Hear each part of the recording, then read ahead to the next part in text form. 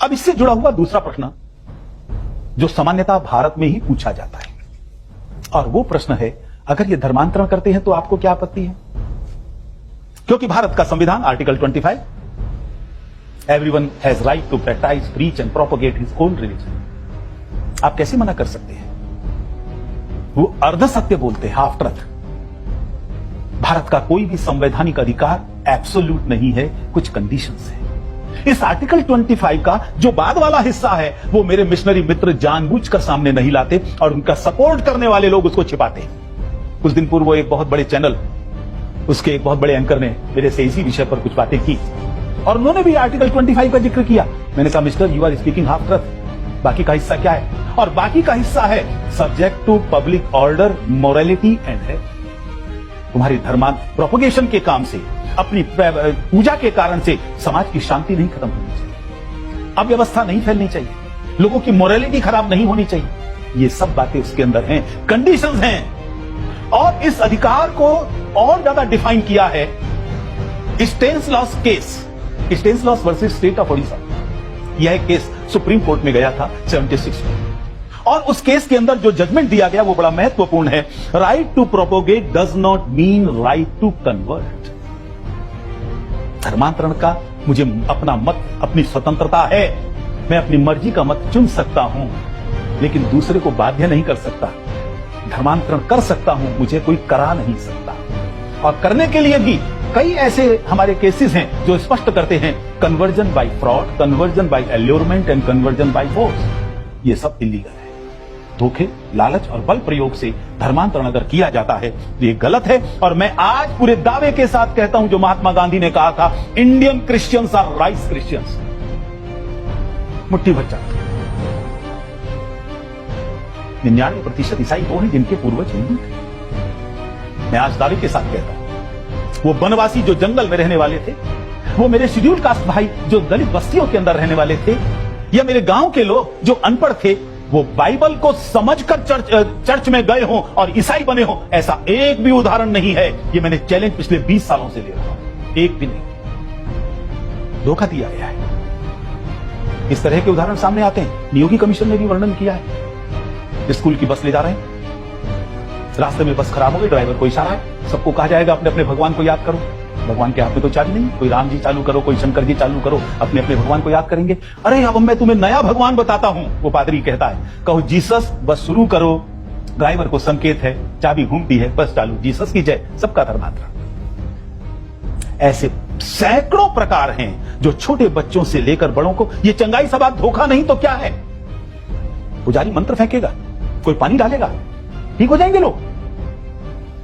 कोई ठीक ना हो तो कहेंगे इसको जीसस पर विश्वास नहीं है, इसलिए ठीक नहीं हुआ। तुमने मदर टेरेसा को क्यों नहीं ठीक कर लिया?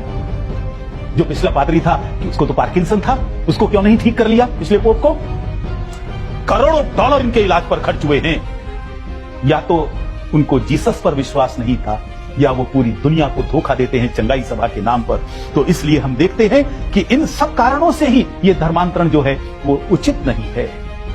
एक बड़ा मजेदार बात है, अच्छा भाई तुम धर्मांतरण करना चाहते हो, कहते हो उनको संवैधानिक अधिकार है, तो फिर घर वापसी का विरोध क्यों करते हो? आज तुमने मिस्टर एक्स को कहा, वो तुमसे प्रभावित हो गया, बन गया ईसाई। कल को उसको समझ में आया मेरी जड़ें तो वहां नहीं है, मैं तो अपनी जड़ों के साथ जुड़ना चाहता हूं, मेरी जड़ें हिंदू धर्म के साथ है, मैं वहां आना चाहता हूं। फिर क्यों उसका विरोध करते हो? क्यों कहते हो कि विश्व हिंदू परिषद अगर घर वापसी का काम चलाएंगे तो गृह युद्ध हो जाएगा? ये धमकी मैंने मेरे को दी है। उस समय परिचय में बताया, मैं बजरंग दल का दायित्व था, आसाम में था मैं उस समय। वहां पर वी के नूह नाम के बिशप ने यह धमकी दी है कि घर वापसी करना अगर विश्व हिंदू परिषद ने नहीं रोका तो हम गृह युद्ध करेंगे। संपूर्ण मानवता आज इस धर्मांतरण के कारण त्रस्त है। और ये ध्यान करना, ये केवल धर्मांतरण नहीं है, ये एक युद्ध की घोषणा है। क्यों? क्या कहते हैं? जो लोग धर्मांतरण करने जा रहे हैं उनको नाम देते हैं साल्वेशन आर्मी। वो सेना है, तो सेना कोई धर्म के काम करने के लिए तो नहीं जा सकती। संत जाएंगे हमारे यहां।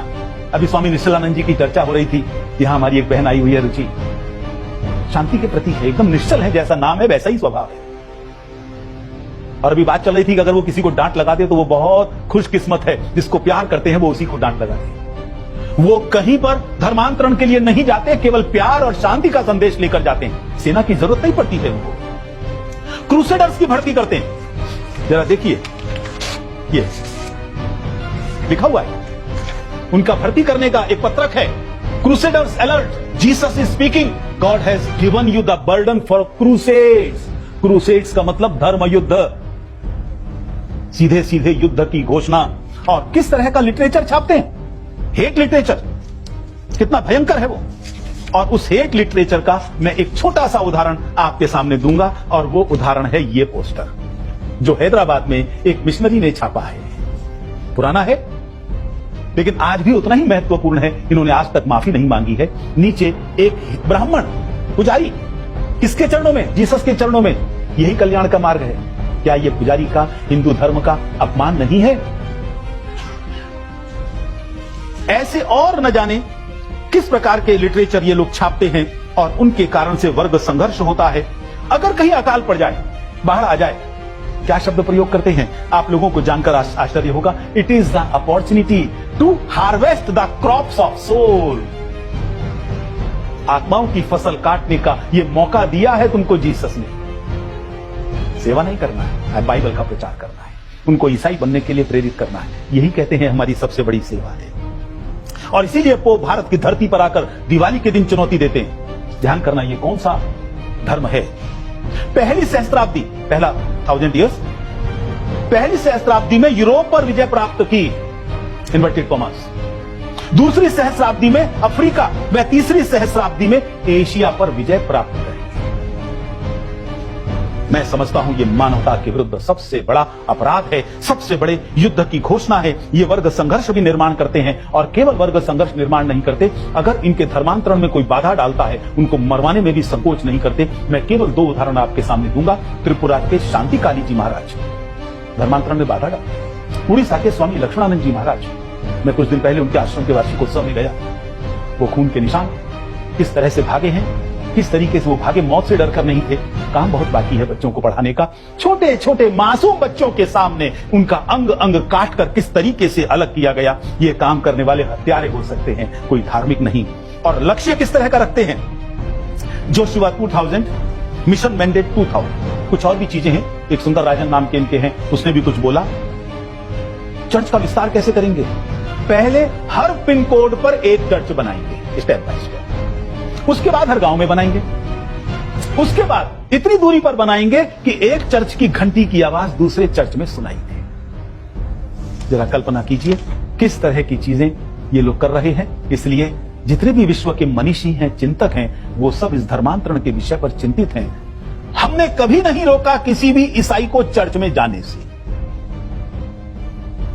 अभी केरल की एक सभा में मैं स्पष्ट शब्दों में कहकर आया, अगर आपके पास चर्च कम पड़ती है तो मुझे बताइए, मैं चर्च बनाकर दूंगा। पहली चर्च भी एक हिंदू राजा ने बनाकर दी थी। तुम जाओ, संडे को छोड़ो, रोज जाओ, पूरा समय चर्च में रहो, कोई रोकता नहीं है। लेकिन तुम जहां एक भी ईसाई नहीं है वहां चर्च क्यों बनाओगे?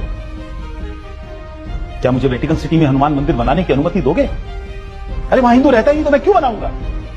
हनुमान मंदिर हिंदुओं के लिए पूजा का स्थान है, वैसे ही चर्च केवल ईसाइयों के लिए पूजा का स्थान है। अगर वो चर्च ऐसी जगह पर बना रहे हैं जहां एक भी ईसाई नहीं है, समझ लीजिए वो धर्मांतरण के युद्ध की घोषणा है। वो चर्च की घंटियां नहीं, वो युद्ध का नाद है जो वहां पर रहने वाले लोगों को त्रस्त करता है।